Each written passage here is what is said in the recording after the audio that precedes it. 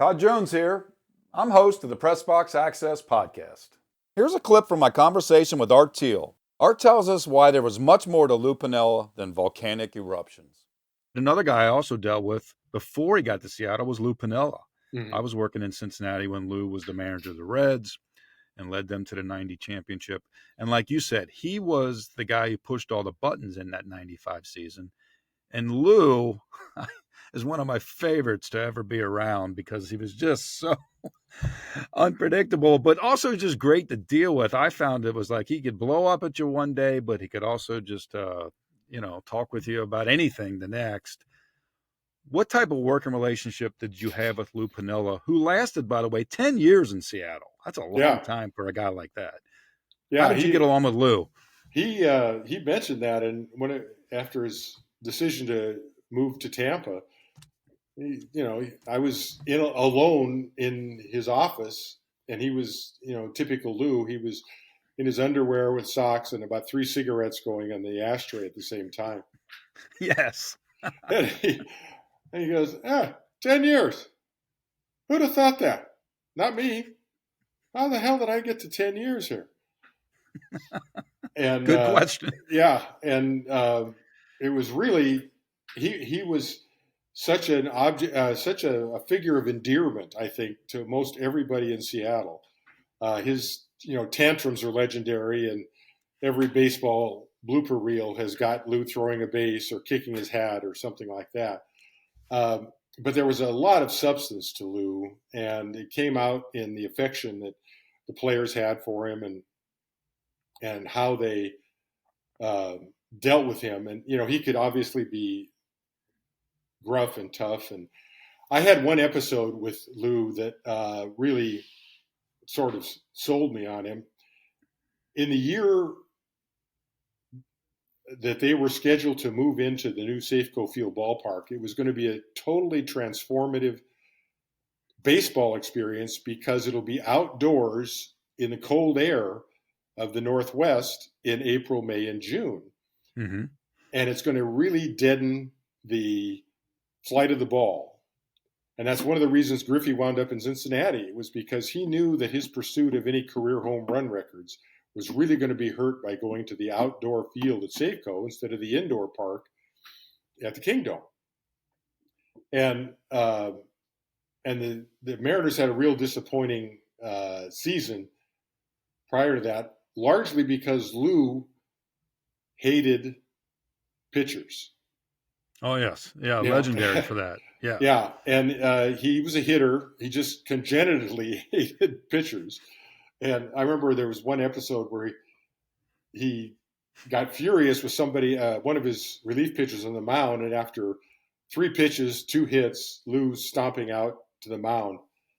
And before Lou gets even to the mound, the pitcher says, "Lou, I'm trying." And then Lou gets up there and he sweeps his arm through towards the stadium. He says, "Trying? I can get an effing truck driver to try." I can hear that voice right now. And so getting back to the stadium switch, I wrote a column that said, Lou Pinella and general manager Woody Woodward had to go because Lou was not going to be the manager for a pitcher-friendly ballpark that was hurting his hitters. So I make a rule when I do something to piss somebody off, I show up as soon as I can to face the music, because I think that's what sports writers who call people out, they should be able to do it and let the subject say what they want to your face. And so I showed up for the game the next day, and the first question was, "Hey, Lou, somebody says you're supposed to get fired," or words to that effect. And Lou said, yeah, I know the guy. We'll talk. And he's looking right at me. And so I said, well, let's meet up. I didn't engage, and Lou didn't want to engage before the game with me. So after the game, I said, well, where would you like to talk? And it happened that the Mariners were flying to Oakland, and I was flying to Oakland for a subsequent Seahawks Raiders game. And I said, why don't we meet at the Coliseum? And he says, okay.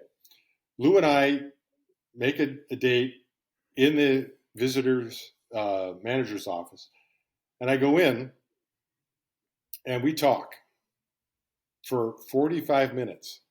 Really? And yeah, and his voice gets high and mine, I'm starting to talk about it and I'm getting a little angry. But at the end of the 45 minutes, he sticks his hand out and shakes mine, says, good talk. And I thought, wow. As I go to open the door, I pull it open, and every beat writer is leaning up against the door, and it's like falling like a cartoon, falling into Lou's office because they were dying to hear what was going on. And so, long story short, obviously they didn't fire Woody Woodward that winter. They kept Lou, as we all know. And Lou said something to me after when I saw him at spring training the next year, and he said, I said something about, well, looks like my influence isn't very good. You're still here, And he laughed and he said, sometimes I can be wrong, and sometimes you can be right. And he said, I understood your point because I try to understand people I respect. And that was one of the biggest compliments I'd ever received in the old sports writing Dodge. And we shook hands again. And that was, I thought, I mentioned that not because Lou was flattering me, but because it reflects on his humanity, that Lou can be tempestuous, can be confrontational. He can be just out of control sometimes. But he can forget it, and he can forgive it. And all of us, I think, in Seattle for those great 10 years, understood that that's how Lou operated. And it was a part of his success because Lou could be himself.